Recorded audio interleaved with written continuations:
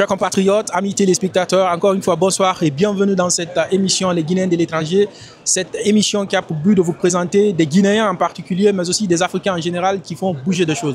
Nous sommes à Berlin, oui, et nous rencontrons ce soir un de nos compatriotes du côté de la Guinée qui fait un bon séjour ici à Berlin, avec qui nous allons passer l'émission de ce soir. J'espère que ça va très bien passer. Si vous venez de nous prendre en marche, nous vous invitons d'aller vous abonner à nos canaux de communication, que ce soit sur Facebook, TikTok et YouTube. Et pour ne rater aucune de nos émissions, nous vous invitons également d'activer les cloches de notification. Bienvenue et merci. Bonsoir mon frère. Oui, bonsoir. Vous allez bien? Ça va, alhamdoulilah. Dieu merci. Présentez-vous s'il vous plaît à nos téléspectateurs qui nous suivent ce soir. Moi c'est Bachar Oumar Sadio, communément connu Oumar Dara sur les réseaux sociaux. Je suis entrepreneur. J'évolue dans l'immobilier de façon globale. Et qui parle de l'immobilier, on parle du BTP, la construction, on parle de la gestion des biens immobiliers pour la location et la mise en vente, et aussi on parle de la fourniture des matériaux de construction, mais bien évidemment aussi on fait l'architecture et l'étude d'ingénierie. Ok. Intéressant, vous avez touché beaucoup de points. On va essayer de partir un par un. Vous avez commencé par dire que vous êtes entrepreneur en général. On veut savoir, quelles sont les difficultés que vous rencontrez en tant que jeune Guinéen entrepreneur? Alors, avant qu'on ne commence à parler des difficultés qu'on rencontre, je vais d'abord aller vous présenter ce que c'est l'entreprise qu'on a eu à mettre en place. Elle s'appelle Guinée Immobilière de Référence. C'est une entreprise qui évolue dans les différents secteurs dont j'ai énuméré ici. Et elle est accréditée depuis 2015. Donc, ça fait partie des toutes premières entreprises immobilières en République de Guinée. Alors, en question de difficultés, il y a pas mal. D'abord, à la base, sur la création. Il ne faut pas oublier que toujours c'est difficile. À partir du moment où tu entreprends quelque chose, quand ton milieu d'abord n'a pas confiance, c'est la première des obstacles que tu peux avoir. Et la seconde, c'est au niveau des autorités publiques qui, en ce moment, ne facilitaient pas les choses pour les jeunes. Et c'est pourquoi l'entrepreneuriat devenait un peu plus ambigu pour les jeunes et ça compliquait davantage à ce que les gens se lancent dans l'entrepreneuriat. Donc, il y a pas mal de difficultés, mais croyez-moi, tout ce qui est supposé difficile devient très facile quand on a l'amour et l'ambition de la chose. Parce que quand tu t'y lances, tu trouveras que tout était déjà sur place. Il fallait juste t'y mettre pour en trouver. Vous, personnellement, votre base, les clients que vous cherchez le plus souvent, ça peut être aussi les Guinéens établis à l'étranger. Quel appel faites-vous à ces jeunes Guinéens qui ne connaissent pas réellement le terrain, qui sont ici à l'étranger et qui veulent rentrer ou, par exemple, qui veulent construire en Guinée? Comment vous parvenez à leur aider dans ce cadre? Alors, avant tout ce détail, je m'en vais vous dire d'abord les raisons pour lesquelles on a eu l'inspiration de créer l'agence immobilière C'est Nous. C'est d'abord pour aider la diaspora. Parce qu'il se trouve que la diaspora a des difficultés, ils ont des difficultés pour pouvoir arriver au bout de leur ambition. Donnant un exemple, celui qui vient ici, il travaille dur, il prend ses économies, il veut les investir au pays, en Guinée, et il a des problèmes, des soucis énormes. À qui est-ce qu'il faut faire confiance? À qui est-ce qu'il faut confier le programme en question ou le projet en question pour pouvoir le réaliser. Donc d'où la raison pour laquelle nous sommes sur place, parce que à partir de là, tu peux injecter ton argent pour d'abord faire l'achat du terrain, acquisition d'un domaine. On le fait, donc tu payes en fonction des différentes propositions qu'on te fait, et puis après obtention du domaine, tu as forcément besoin de réaliser ton projet si c'est dans le domaine immobilier. Alors pour ça aussi, tu as besoin des propositions de plans d'architecture et d'études d'ingénierie. Donc au lieu que tu pars loin ou que tu dises un parent, tu as bouffé de l'argent ou quelqu'un t'aurait arnaqué, on te fait le plan, on te fait l'étude et puis on te fait la facture. Tu payes, tu as la chose avec toi. Alors au niveau aussi de l'exécution, les gens ont tous des problèmes. À qui est-ce qu'il faut confier le projet ou à qui est-ce qu'il faut confier le programme de construire son bâtiment. Et souvent, c'est des connaissances, c'est des proches, c'est des parents qui parfois leur torpille. À l'achat du terrain, à la proposition de plan et de devis qu'on fait, on vient maintenant à l'exécution. Et alors, on a des avantages qu'on offre aux partenaires pour leur faciliter à réaliser leur projet de construction. Parce que nous vendons des matériaux de construction, donc nous avons la possibilité de créditer le client en question, une partie, Voilà, et puis lui, il les paye une partie, on réalise et on évolue en 3 étapes ou à 4 étapes selon l'évolution du chantier. Et lui, il fait ses paiements selon l'évolution du projet en question. Voilà, donc, et après tout ça, il y a un autre volet qui est plus important, la mise en valeur de biens construits. Parce que beaucoup, quand ils sont ici, ce n'est pas parce qu'ils sont prêts à rentrer qu'ils sont en train d'investir, mais ils sont en train d'investir pour aider parce qu'ils ont le souci de développer le pays, pour aider le pays à ce que le pays se développe davantage, dans le secteur immobilier bien sûr. Alors du coup, nous investissons aussi à lui garantir la rentabilité et la sécurité de son bien et toutes ses installations.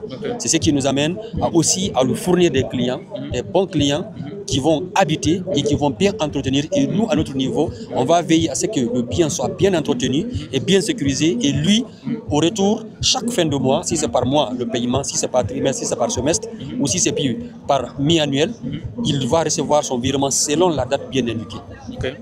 Donc, à partir de là, c'est l'engagement que nous prenons là qui va donner la confiance vis-à-vis de ses partenaires.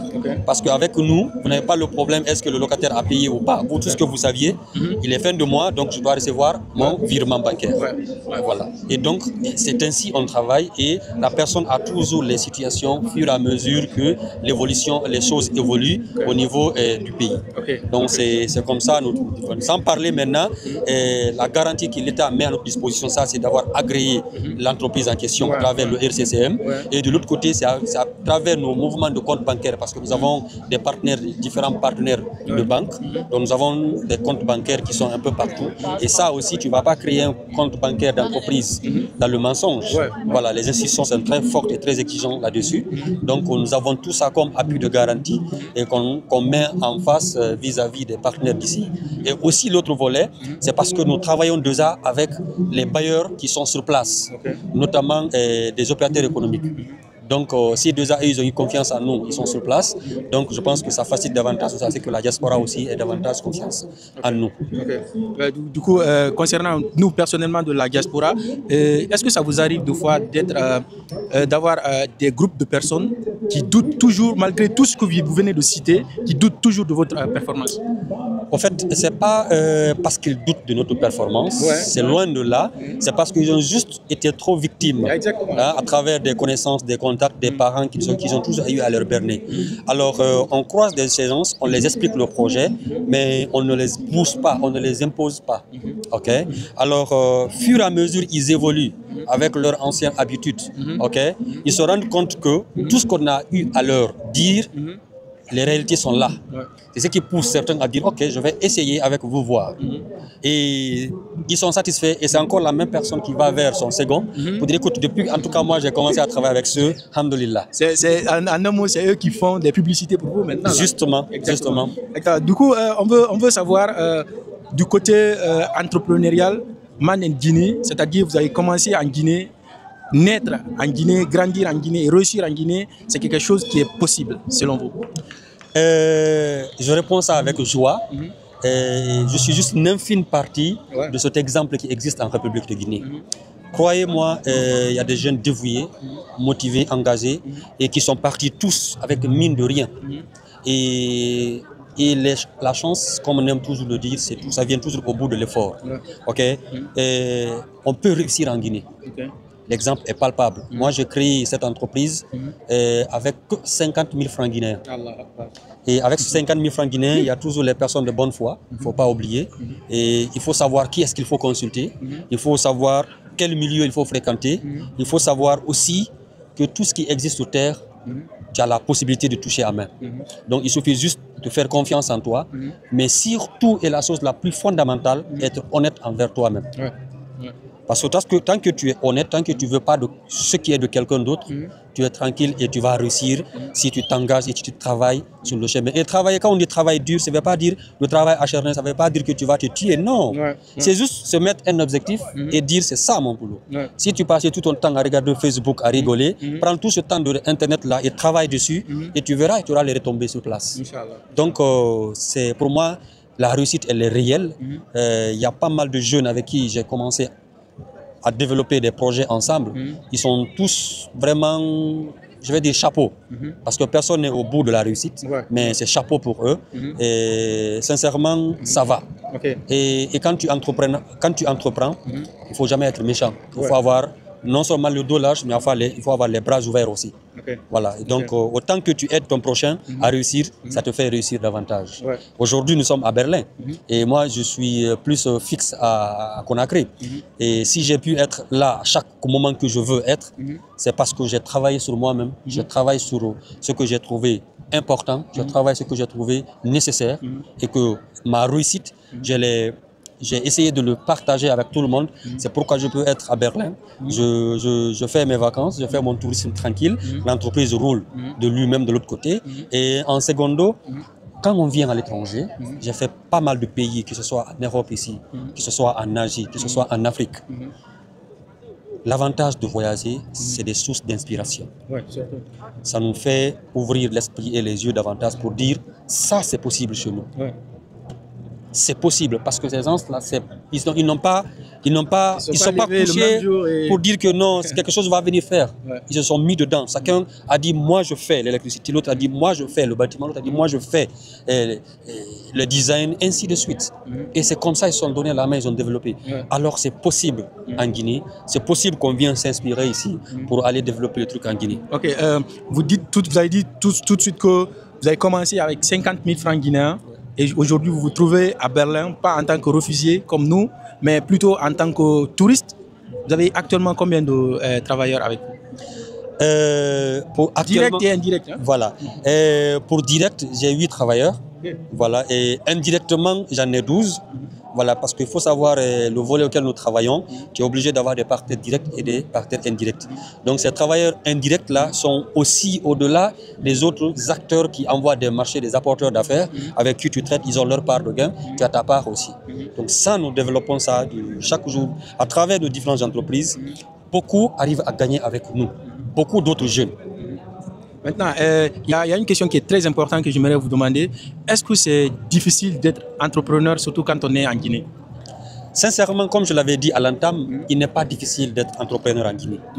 Il suffit juste d'avoir un esprit orienté, se focaliser sur un secteur et apprendre. C'est la plus importante. Il faut lire. Aujourd'hui, Dieu a fait que nous avons l'ouverture, l'Internet est là, ça nous facilite à avoir accès sur tout ce que nous avons besoin. Il faut en profiter. Donc, du coup, les moyens, c'est pas quand tu as les moyens que tu vas entreprendre, tu viendras juste les dépenser. C'est quand tu n'as pas les moyens que tu entreprends à avoir les moyens. Et quand tu auras les moyens maintenant, tu les exécuteras pour que ça soit rentable. C'est pourquoi aujourd'hui, tu vas voir toutes les grosses entreprises aujourd'hui, les PDG, c'est des gens qui ont travaillé de sorte que l'argent travaille pour eux. Ils n'ont pas attendu avoir l'argent pour travailler. Si j'avais attendu avoir 30-50 millions pour créer mon entreprise, certainement je n'allais pas créer l'entreprise. Mais si j'ai trouvé que non, je n'ai rien, il me faut trouver ou avoir de quelque chose, c'est ce qui m'a amené à injecter ces 50 000 là et bouger pour avoir aujourd'hui 50 millions. Du coup, on veut savoir quel conseil avez-vous à donner aux jeunes Guinéens qui veulent se lancer, eux aussi, dans le domaine d'entrepreneuriat, mais qui hésitent un peu. Qu'est-ce que vous pouvez leur dire? Alors, à ce niveau, il y a beaucoup de conseils à donner, mais je vais juste m'atteler sur un certain nombre de points que, de travers mes parcours, parce que je sais que quand je voyage, chaque fois, il y a des gens qui me demandent pas mal de choses. Il ne faut jamais penser qu'ici, c'est de l'Eldorado. Il ne faut jamais penser pour dire que j'abandonne tout en Guinée pour venir en Europe. Il ne faut jamais y penser. Ça, je mets le conseil là à la portée de tout le monde. Quand tu es en Guinée, si tu n'as pas une situation réelle, ne pense pas à immigrer. Pense plutôt à comment changer la donne. Approche-toi à des gens qui ont travaillé dur ou qui sont en train de travailler. Imagine, le pays est tellement vide, on a toujours beaucoup à faire. Donc moi, je conseillerais à ce que chacun vienne prendre conseil auprès de ses aînés dans ce qu'ils veulent entreprendre. Et dans ça aussi, il faut savoir la première, deuxième, troisième personne que tu vas consulter pour ton projet, ça pourrait être les premières personnes à te décourager. Et toutes ces premières personnes qui te découragent, dis-toi, c'est parce que c'est une bonne chose. C'est parce qu'eux, ils estiment que c'est difficile, parce qu'ils estiment que c'est compliqué, c'est parce qu'ils estiment que c'est pas facile de le faire. C'est pourquoi ils te découragent. Alors du coup, dis-toi, c'est dans ça que je vais évoluer, c'est dans ça que je vais réussir. Maintenant, nous tendons vers la fin de cette émission. On veut savoir quels sont les projets que vous avez sur le futur, que vous avez pour nous, les Guinéens établis à l'étranger. J'ai pas mal de projets. Je ne vais pas les lister ici. Mais d'abord, ce projet, il reste pérenne. Ça, c'est plus pour la diaspora, pour les jeunes qui veulent investir au pays. Ça, nous sommes ouverts là-dessus. C'est notre job, c'est notre travail. Donc, nous les accueillons à bras ouverts. Tous ceux qui ont des projets allant dans ce sens, ils sont les bienvenus. Ceux qui n'ont pas aussi ces projets, nous sommes ouverts à tout type de conseils. Il suffit juste de nous contacter et puis on va leur donner les conseils qu'il faut pour pouvoir entreprendre. Il y a plusieurs volets aujourd'hui avec le régime sur place qui appuient les jeunes à entreprendre, surtout les jeunes venus de la diaspora, à pouvoir avoir leur programme d'insertion socio-économique sur place. Donc il y a ça. Et maintenant pour les projets futurs, nous rentrons avec un gros projet, un projet pas pour GIR, Guinée Immobilier de référence, mais un projet du pays, pour le pays, qui va redorer un peu l'image, parce que lorsqu'on s'inspire de la réalité allemande, surtout allemande, moi je me fie beaucoup à l'Allemagne, parce que c'est un pays qui a tout vécu avec la Seconde Guerre mondiale, mais ils ont assumé leur histoire et ils se sont donné corps et âme pour dire on va être les numéros 1 et on va développer ce pays. Les autres vont prendre référence. Et je pense que j'ai trouvé que cela est possible en République de Guinée aussi. Donc il suffit juste qu'on prenne des idées, on les envoie. Parfois, on aime souvent le dire, c'est difficile au pays, mais il faut booster, il faut imposer. Donc vous pensez que la Guinée, comme on aime le dire, c'est le paradis. Est-ce que c'est exact? Oui, c'est le paradis en ce sens que dans ce pays, tu peux avoir tout. Et si tu travailles, bien sûr, voilà, tu peux avoir tout quand tu travailles, comme aussi tu as toutes les opportunités de pouvoir réussir. Tu ne viendras pas pour dire que non, aujourd'hui, le secteur-là, il est déjà plein, il est fermé, non. Pourtant, c'est ce que tu voulais faire, tu ne peux plus évoluer dessus. Non, le pays est vierge encore, en cela, il est le paradis. Et le branding, c'est pour dire que chacun peut venir apporter quelque chose. Par exemple, vous avez vu la marque de mon gars, Tidjane, il est ici, mais c'est une marque qu'il a développée et aujourd'hui il est consommé jusqu'en République de Guinée. Et on est fiers de pouvoir apporter d'autres appuis par rapport à ça. C'est ça qu'on fait du jour au lendemain, c'est ça le paradis, c'est ça la République de Guinée et surtout c'est ça le branding national. En un mot, quel est votre dernier mot? Et mon dernier mot à tous ceux qui nous suivent, merci à vous et merci pour la confiance que vous portez sur nous. Guinée Immobilière de référence, GIR en abrégé, est très fier de la confiance que vous apportez et nous sommes ouverts à toute autre idée, à tout autre projet et surtout à pouvoir réaliser vos vœux et objectifs en République de Guinée. N'hésitez surtout pas. Merci beaucoup. Je vous en prie, merci. Chers compatriotes, amis téléspectateurs, ainsi prend fin l'émission de ce soir. On se reprend à très bientôt. Mais avant de vous quitter, nous vous invitons encore une fois d'aller vous abonner à nos canaux de communication, que ce soit sur Facebook, TikTok et YouTube. Et il y a une très bonne nouvelle pour vous. On a bientôt notre site web qui est lesguinéensdelétranger.info. Allez-y, faire un coup d'œil. Vous n'allez pas être dessus. Inch'Allah, on se reprend à très bientôt. Merci. Ciao, ciao.